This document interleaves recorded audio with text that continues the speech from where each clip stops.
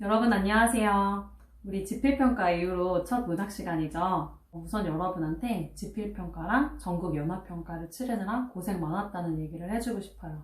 먼저 이 두 번의 큰 시험을 치른 여러분들한테 당부하고 싶은 이야기가 있어요. 1차 지필평가랑 전국 모의고사도 우리가 결국 배워나가는 과정이잖아요. 시험이 끝났다고 해서 시험지를 그냥 버려두지 말고 여러분이 틀린 부분을 한 번 더 확인해 봤으면 좋겠어요. 우리가 흔히 오답노트라고 하잖아요. 이걸 내가 왜 틀렸는지, 내가 어떤 부분이 부족했는지를 생각을 해보는 게 여러분이 생각하는 것보다 훨씬 많은 도움이 돼요. 또 하나 추천하고 싶은 공부 방법은 우리 국어라는 과목에서는 굉장히 좋은 공부 방법인데요. 바로 선지를 분석해보는 일이에요.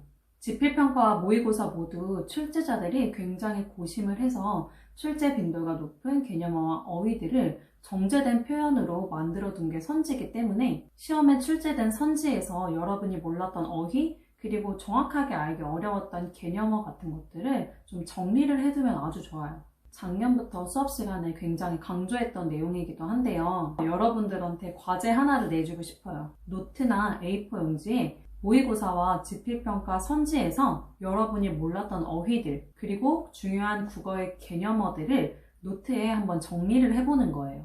단적으로 드러났다가 무슨 뜻인지, 냉소적이라는 게 무슨 뜻인지, 수미상관이 뭐고 감정이입이 뭔지 여러분들이 직접 조사해서 손으로 써보면 반드시 여러분들 머릿속에 남거든요.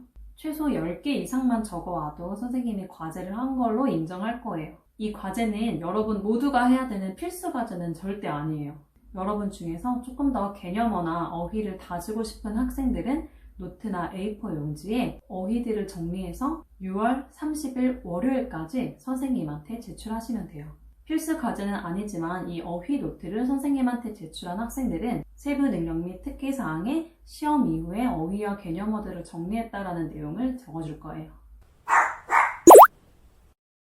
자, 그럼 오늘은 이제 새로운 진도를 나가볼 건데요. 우리 대단원 4단원 한국문학의 역사에서 고려시대의 작품인 고려가요 동동까지 지필평가에서 배웠었죠. 오늘부터는 조선시대로 가볼 거예요. 선생님이 지난번 수업 시간에 우리 시가문학의 흐름을 얘기하면서 조선시대를 대표하는 시가문학 장르 두 가지를 얘기했었죠. 바로 시조와 가사인데요. 오늘과 내일은 그 중에서 시조를 공부해 보도록 할 거예요. 교과서에는 총 4편의 시조 작품이 실려 있는데요. 이번 단원도 역시 시조라는 갈래에 대해서 이해하는 게 굉장히 중요해요. 그래서 교과서 작품을 공부하기 전에 역시 시조라는 갈래에 대해서 먼저 공부해 보도록 할게요. 시조는 언제부터 언제까지 향유되었을까요?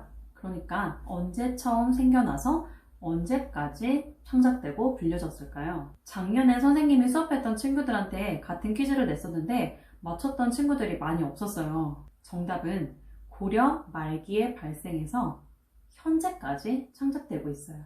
시조라는 갈래는 고려시대 때 처음 생겨났지만 조선시대 때 굉장히 유행해서 거의 국민문학의 경지에 이르게 돼요. 더 놀라운 건 그 시조만의 미학적인 특성 때문에 고전시가 장르 중에 유일하게 사라지지 않고 현재까지도 명맥을 유지하고 있어요.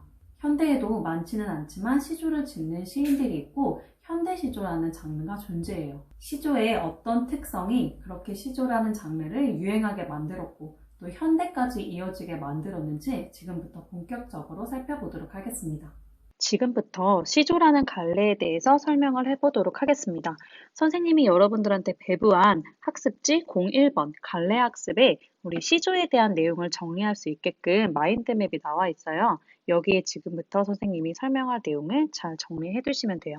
선생님이 앞서 이야기를 했듯이 시조라는 갈래는 고려 말에 발생을 해서 현대까지도 창작되고 있는 우리 고유의 장르라고 이야기를 했죠. 그런 시조의 개념을 우리는 우리말로 된 정형시다 이렇게 이야기를 해요. 정형시라는 건 정해져 있다, 형식이, 즉 형식이 엄격하게 정해진 갈래라는 뜻이고요. 대부분의 고전 시가가 정형시이기는 해도 시조라는 갈래는 굉장히 이 형식적인 엄격성을 특징으로 하는 갈래예요. 그러면 시조는 어떤 형식을 가지고 있는지를 먼저 살펴보도록 할게요. 우리 지난 시험 범위에서 정읍사가 시조의 원형이다라는 이야기를 하면서 시조 형식에 대해서 이야기를 했었어요. 시조는 먼저 초장, 중장, 종장에 세 줄짜리 시다. 그걸 우리는 삼장이라고 이야기를 했습니다. 그리고 하나의 장, 각각 초장, 중장, 종장은 의미상으로 자연스럽게 연결되는 단어의 묶음, 즉 구가 두 구씩 존재했었죠. 그래서 한 장이 두 구씩 이루어져 있기 때문에 총 6구의 형식으로 이루어져 있다. 기억하시죠? 그래서 우리가 시조의 기본적인 형식으로는 3장 6구를 이야기를 많이 해요. 옛날에 우리 외우듯이 배웠죠. 3장 6구, 45자 내외. 이 3장 6구로 이루어진 시조가 주로 45자 내외라는 이야기였고요. 두 번째 형식, 우리 고려가요 배우면서 고려가요는 3원보다 이야기를 했었죠. 음보라는 건 한 줄을 몇 번에 띄어 읽느냐라는 건데 3원보였던 고려가요와 달리 시조는 이 몸이 죽어가서 무엇이 될 거 아니 이런 식으로 4음보의 특성을 지닙니다. 그런데 여러분이 시조를 공부하다 보면 3, 4조 혹은 4, 4조라는 말을 볼 수 있을 거예요. 3, 4조 혹은 4, 4조라고 했을 때 이 3과 4는 글자 수를 이야기해요. 우리 다시 예로 보면 세 글자, 네 글자, 세 글자, 네 글자, 그 다음 행 가보면 또 세 글자, 네 글자, 네 글자, 네 글자 이런 식으로 세 글자 아니면 네 글자로 이루어진 거를 볼 수 있어요. 물론 마지막 장에 가보면 다섯 글자로 보이지만 대개 일반적으로 시조는 한 음보에 세 글자 혹은 네 글자가 있다는 얘기예요. 그래서 우리가 3, 4조 혹은 4, 4조의 4음보다 이렇게 시조의 형식을 이야기합니다.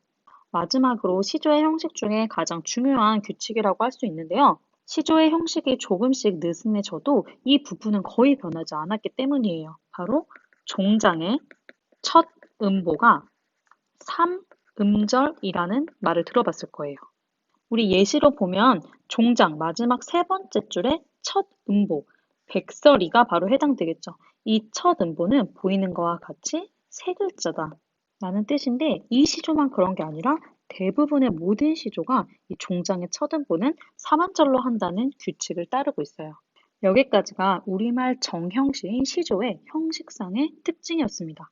그 밑으로 내려와서 내용상의 특징을 보도록 할게요. 시조는 고려 말에 발생해서 현대까지 쓰여지지만 대부분 우리가 공부하는 시들은 조선시대에 만들어지고 향유되었던 시라고 생각을 하면 돼요. 그래서 우리가 내용을 조선 전기와 조선 후기로 나누어서 살펴보도록 할게요. 어떤 갈래의 주된 내용을 공부할 때는 그 갈래를 주로 누가 창작하고 향유했는지를 생각하는 게 좋아요. 조선 전기 시조의 주 향유층은 바로 양반 사대부였어요. 유교적 가치관을 가지고 있는 양반 사대부층이 주 향유층이었기 때문에 시조의 많은 내용은 충의, 임금에 대한 사랑 이런 내용을 담고 있는 시조들이 많아요. 또 우리 한국 문학의 특질에서 배웠었는데요. 조선시대 사대부들은 강호가도라고 해서 자연을 예찬하는, 자연을 사랑하는 주제의 작품을 굉장히 많이 창작했어요. 한 가지 더 알아두면 좋을 점은 조선 전기의 양반들은 시조를 이렇게 풍류를 읊으면서 함께 노래를 불렀었거든요. 그러니까 술을 마시고 음악을 연주하고 노래를 부르면서 시조를 짓고 놀았었는데 그 자리에 함께했던 계층이 있어요. 바로 기생이라고 알고 있는 기녀 계층이에요. 그 당시 시조가 양반들의 놀이 문화였기 때문에 기녀들도 시조를 지을 수 있는 사람들이 많았어요. 그래서 현재까지도 여러분이 많이 들어본 황진이라던가 계란과 같은 그런 기녀들의 시조들이 많이 전하는데요. 기녀들의 시조는 주로 연정과 같은 인간의 보편적인 정서를 노래한 작품들이 많아요. 그러다가 조선 후기로 가면 어떤 일이 일어날까요? 선생님이 문학사 하면서 얘기를 했듯이 조선 후기의 특징은 작자층의 확대예요. 즉 시조는 여전히 양반들 사이에서 유행을 했지만 평민층으로까지 작자층이 확대됐다라는 특징을 보이는 시기가 조선 후기예요. 양반들이나 유교적 사상이나 자연을 노래했지 평민층들은 그런 노래를 하지 않았기 때문에 조선 후기에 지어진 시조들의 주제는 굉장히 다양해요. 연모의 정, 이별의 슬픔과 같은 보편적인 정서들뿐만 아니라 시집살이에 대한 괴로움이라던가 노동의 고통이라던가 굉장히 주제가 다양해지는 특성을 가지고 있습니다. 왼쪽으로 돌아와서 시조의 종류에 대해서 이야기를 해볼게요. 우리 좀 전에 시조의 형식이 3장 6구, 4음보다 이런 특징들을 배웠었는데 사실 존재하는 모든 시조들이 이런 특성을 보였던 건 아니에요. 이렇게 시조의 형식을 그대로 따르는 세 줄짜리 시조를 우리는 평시조라고 이야기를 해요. 가장 평범한 기본적인 시조다라는 뜻이고요. 조선 전기에는 대부분 평시조만 창작이 됐는데 아까 얘기했듯이 조선 후기로 가면서 작자층이 확대가 됐죠.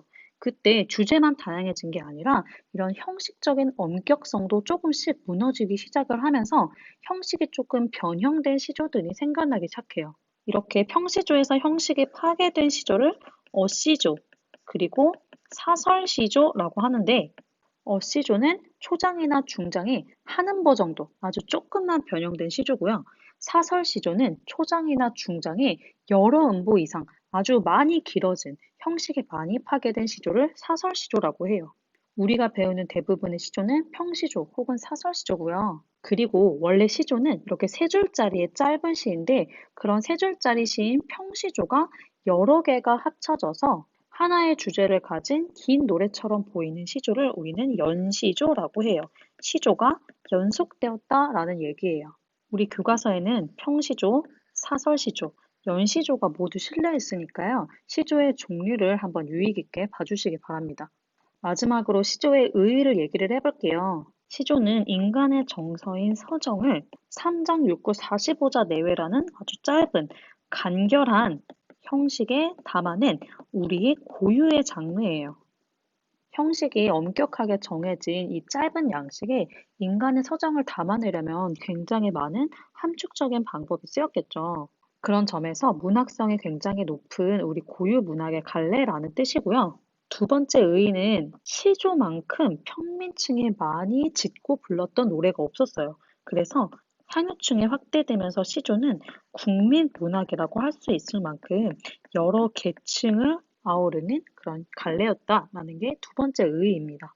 교과서에 나온 우리가 배울 시조에서 이런 시조의 갈래적인 특성이 어떻게 드러나는지 살펴보는 게 이번 단원에서 굉장히 중요할 것 같아요. 잘 정리해두고 기억해 주시기 바랍니다.